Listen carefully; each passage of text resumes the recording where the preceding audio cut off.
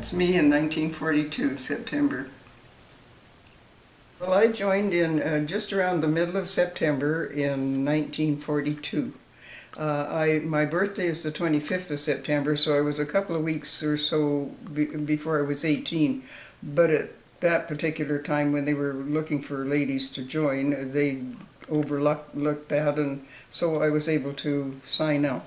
This is the troop of women that joined up about the same time as I did, and we were sent to Vermilion in Alberta for our basic training, which was about a 6-week thing, and from there on we were posted to wherever they needed us. I went to Ottawa, and many of them went all over, actually all over Canada pretty well to help. Once you join up, and at that point we were in Lougheed House, billeted there until there was a certain number of us, and then they bussed us to Vermilion, and we took a 6 weeks basic training course there. And that was basically just marching and running and exercising, a little bit of training to what goes on in the Army. And then once they got us going into that, it was time for interviews then. And they had to talk to you about, well, first of all, they checked your education to see what you were more or less qualified for. And then it was up to you to whatever you wanted to really do. Some of them wanted to be mechanics type of thing, and a lot of them went into transports where they could drive the trucks and do whatever. Some were paramedics type of thing, who wanted to do first aid. Then there was a lot of us who were, with what we had taken in school and that, were able to do office work. And so, you know, you could do the typing and bookkeeping, filing, that sort of thing. So we had the 6 weeks course there. And then when that was finished, then you were posted to wherever they thought you could do your job. And I was posted to Ottawa.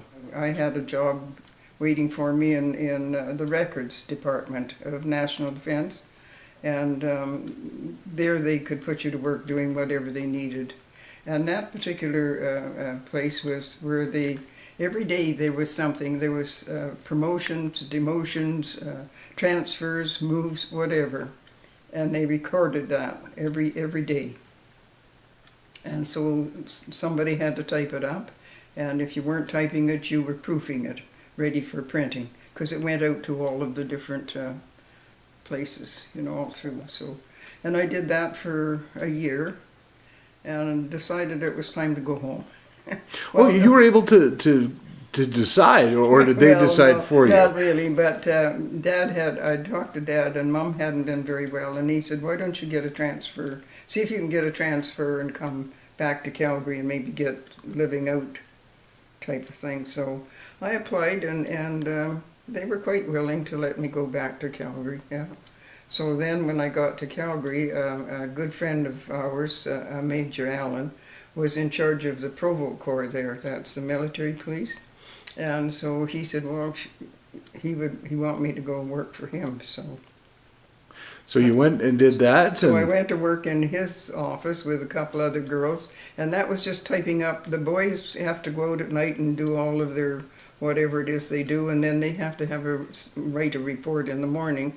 And so we used to type up the reports and put them on file if anything turned up, you know, if somebody got into a brawl somewhere or whatever. And so they were pretty good. So I did that until the war ended, pretty much, and by October, yeah, I guess it was towards the end of October in 44, then I took my demit, like I was finished. Yeah. So once you came back to Calgary from Ottawa, that's where you met your husband, wasn't it? Yeah, well, I went to work at the Provost Corps, and he was in the Provost Corps, but he was up in Red Deer, I think, at that particular time.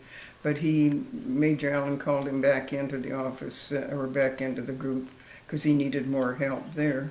and that's where I met him. Now, your other brother Lionel was the only other one really old enough to join the army during that Yeah, time, and, yeah. and he did end up going Oh to Europe. yes, he joined in 41, and he went to several places. He took basic in Calgary, and at one point he went to BC, to the island.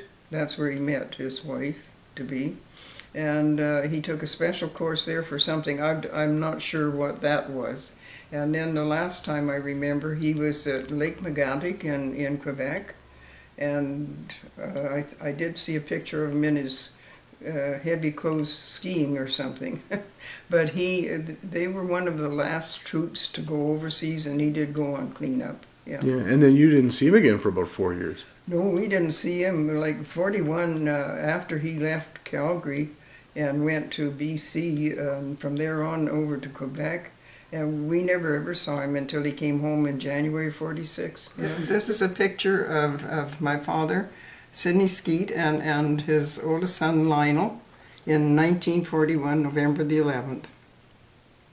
Where are And they? that's at the Cenotaph in Central Park in Calgary. You know, it must have been tough on you guys to not see Lionel for 4 years. No, we didn't see him, and it was just amazing. And you know, you think there's always somebody missing in a group band, because we were a close family, because living on the farm for 15 years and everybody growing up together, and you sort of rely on one another. You're there for one another, and it makes a difference. Yeah. Somebody's always missing. Like we missed Irene, and she never came home anymore. But we try to make up for it now. Yeah. But do you ever look back at your time in the army? Are you glad you joined? And Yeah, I am. It was an experience. It wasn't a great thing. I didn't get to meet too many people, because you sort of everybody goes their own way kind of after the war. You never see them again.